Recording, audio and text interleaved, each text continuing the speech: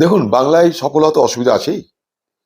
কারণ বাংলায় এখনো পর্যন্ত বাংলার রাজনীতিতে কাস্ট এবং কমিউনালিজম, যেটা বিজেপির মূল দুটো হাতিয়ার, একদিকে কাস্টিজম, কমিউনালিজম, তার সঙ্গে ওয়েলফেয়ারিজম, অর্থাৎ রাজকোষে টাকা আছে দিয়ে দাও, প্রয়োজন পড়লে সাম্প্রদায়িক বিভাজন করো, আর তার সঙ্গে জাতের জায়গা হলে জাতপাত করো।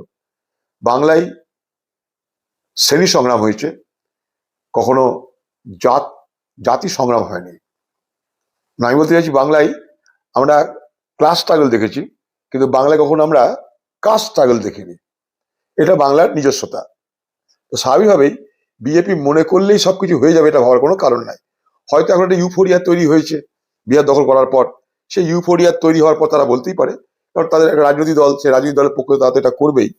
কিন্তু এখনো পর্যন্ত বাংলা দখল করার জায়গায় বিজেপি গেছে বলে আমি মনে করি না।